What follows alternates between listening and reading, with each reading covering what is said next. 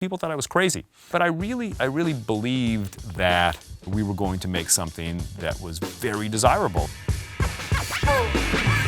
It's been 31 years since Steve Ells founded Chipotle, a restaurant that set the standard for fast casual dining and built an incredibly loyal customer base while doing it. Now Steve is back, taking what he's learned at Chipotle to launch another food chain, Kernel. This time, though, he's using robotics and a hub-and-spoke model to streamline prep, reduce human error, and decrease employee turnover. But what he's learned in Kernel's almost 6 months of operation is that what you have on paper doesn't always play out.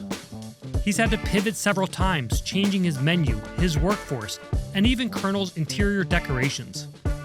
Here's how Steve Ells adapts to market changes in real time.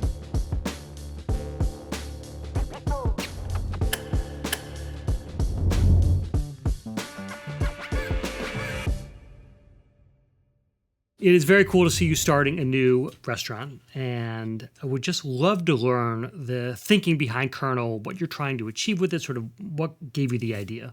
I consider Kernel just sort of a continuation of my life's work. And, if you think about what Chipotle was compared to fast food, pre-Chipotle was pretty much only fast food, and Chipotle paved the way for this thing called fast casual. And Kernel now is a way to take another step forward and improve the economic model and maybe address some of the realities that have hit the restaurant industry, a lot around energy usage, a lot about labor. We require less people and we can still be highly productive. And we've got a system that allows us to make better quality food and leverage a hub and spoke model and have our restaurants operate in less square footage, using less power.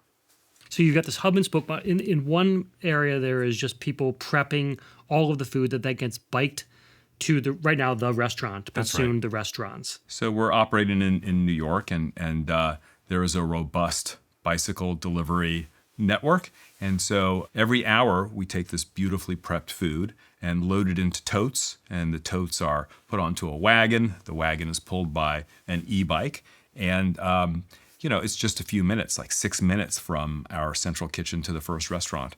And the idea is that you're constantly prepping. If you think about a traditional restaurant, usually the team comes in the morning and preps until lunch, and then all hands on deck to fulfill the service, and then back to prep, and then back to lunch.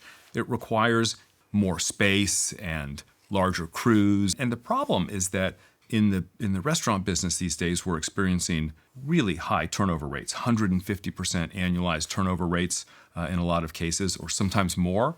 And it's really hard to get any stability. It's really hard to train people with that kind of turnover to become really good at any particular task. And when I think about the quality of food, the vast majority of it is attributed to the quality of the prep. Mm-hmm. But it's also repetitive and monotonous. So we've taken away some of that monotony. Let's talk about attracting and retaining a team. You have fewer people in this restaurant because you're relying on robotics. You're paying people wages that are much higher than in traditional fast food or fast casual. Talk a little bit about how you're hiring people. Is it different than how you hired at Chipotle? Who is staffing these stores, and how has that changed as you run the restaurant? If you think about fast food or a fast casual restaurant at peak period, you see about a dozen people working. And if you think about then the amount of people you need to have employed at that restaurant on the roster, you come to 40 to 50 people especially if you have part-time people. So 40 to 50 people is a lot to manage. And so, we are operating with 3 people at peak period. And so the overall team is less than 10.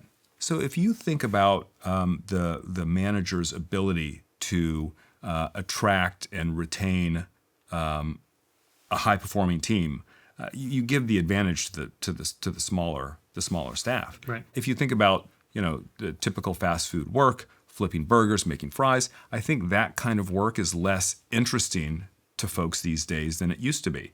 So we have to reinvent the work. A higher pay is important, benefits are important, equity is important, but that alone, I don't think solves the problem. You also need to reinvent the work. So what does the work look like at Kernel? So in the restaurant, there's less touching food and more working alongside the automation.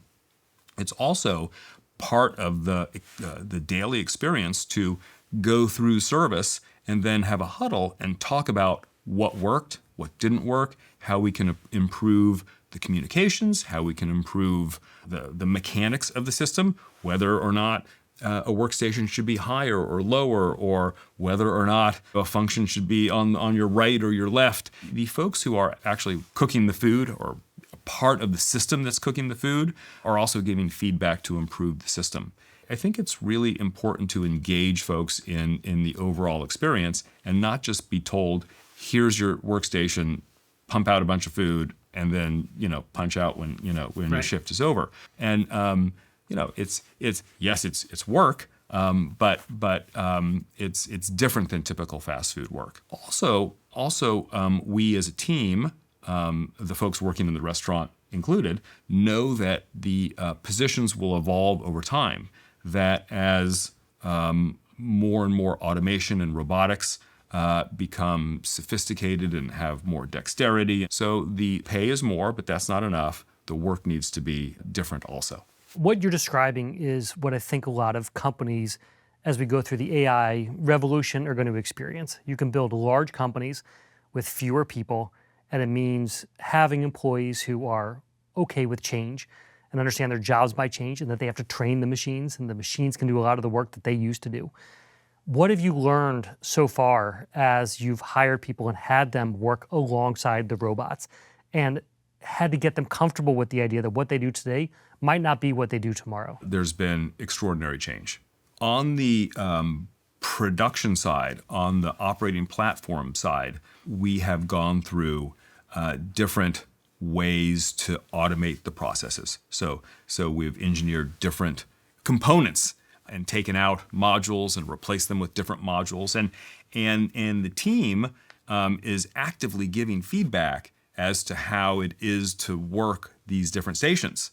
And so their feedback is informing the engineers, right? So they're actively involved in this change that you speak of. And I see excitement. I mean, the folks are really excited to be part of this. There's also change on the brand side. When I opened, it was a vegan menu, 100% plant-based, and we had a core group of customers who loved it and who came back often and gave awesome comments.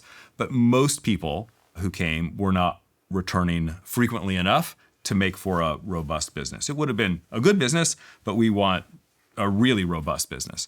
And so we started to introduce cheese and egg in some of the sauces. And so I think that cast a wider net, and I think we attracted some more people. We are now introducing chicken. We're casting a wider net. The brand is also evolving a little bit in the way we present it to the customer. So initially, when folks poked their head in the door, they saw something that they didn't quite understand. In fact, a lot of people asked, is this a restaurant? It looks like the techie restaurant, and maybe a little unfriendly to folks.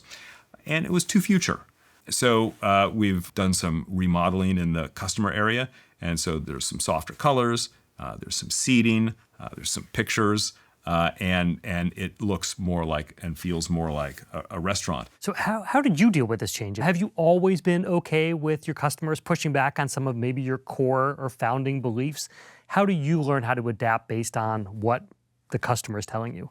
So it's interesting because my experience with Chipotle is quite different. The menu that I had in the early days is the menu that exists today. And for decades, we didn't really change anything. As a super successful entrepreneur, someone who hit it the first time with Chipotle and they're still serving the same things that you came up with from day one, how do you recalibrate for other successful entrepreneurs who are like, oh yeah, I'm great at this, and then you launch something else? How do you not get caught in the same trap of being like, this is my expertise, I know I can nail this from day one? One of the things that I was thinking when I was opening Kernel was really what was it about Chipotle that I'm most proud of? Like what is the sort of the thing? And it has nothing to do with the menu. It was this new platform that said to the world of fast food, we don't need processed things. We don't need cheap ingredients. In fact, we can bring in really beautiful, fresh ingredients. We can actually have things in the kitchen, which fast food restaurants don't. Knives, cutting boards, pots, pans, real cooking. And today there are so many great restaurants that have used this model to bring folks really excellent dining options, and I'm very proud of that. In thinking about Kernel, I think about the operating platform, and this platform will allow you to make better food and have a better economic model. It's the same thing that happened with Chipotle. Why did so many people copy it? Well, they knew it was making a lot of money, and they knew sales were robust because you could make really delicious food, right? And so it's pretty simple. So the same with Kernel, and it's cuisine agnostic. And so there are all different kinds of things that you could make in the Kernel platform. I didn't own the Chipotle platform. It was the blueprint was right there in front of everybody. There's a prep station, there's a grill, here's a service line, and people could just easily copy that. Now, when somebody looks into Kernel, it's not so obvious how to copy that. Right. I've spent the last 2.5 years building this platform, and we own this. It's protected largely. And so I think we have an opportunity to sell this, to license it, to partner with people, to franchise it. I don't know exactly how we exploit this, but it's definitely something that we want to share and help others realize that this particular model is sort of the next generation. I'd love to finish these interviews with career advice. What do you tell people when they come to you and ask how to make sure that they have a really successful career, they want to mirror your achievements? When I started, people said I was doing it all wrong. You can't trust fast food workers to consistently produce this food. You need to use the processed food kind of model. It's too expensive. You're buying ingredients that are too expensive. You're asking too much of the customer to make all these different choices. Remember, back in '93, there were value meals. People just pointed and you just had to say a number. Right. And prices were, Taco Bell was 59, 79, and 99 cent categories on their menu. And here we are selling a chicken burrito for $4.25. People thought I was crazy. So, but I really believed that we were going to make something that was very desirable and I could see a successful business. So if your idea is going to ruffle feathers, feel confident that if you do something that people love, more people will follow on. It's not like you're going to present your idea and then all of a sudden everyone's going to get it. Mm-hmm. Chipotle was a tough idea, believe it or not. So if you think you have an idea that's worthwhile, you just have to go all in. Luckily Chipotle turned out all right. Now, Kernel is a lot more difficult. It's a tougher thing to prove. But when we get it right, I think the payoffs will be even bigger. Here's what stood out to me. Chasing perfection can spoil a perfect business plan. Even for Steve, who completely nailed it the first time around with Chipotle. In fact, what you see at Chipotle today is pretty much what he created on day one. Things were different with Kernel. He envisioned a futuristic, plant-forward restaurant, and customers weren't really loving it. People missed the hospitality they were used to, so he brought staff back to the front of the house. Diners didn't bite at the all-vegan menu, so he added chicken to the mix. Employees flagged several system issues and suggested improvements to rework the code. All this happened in just the first few weeks of operations. It's a great lesson for anybody. No matter your industry or your seniority, being too rigid with your ideas or too confident in your vision can spell disaster. You have to roll with the punches. Better yet, you have to know how you're going to watch for and respond to the stuff you never could have anticipated. Now I want to hear from you. What's the time you had to adjust mid-project? Let me know in the comments.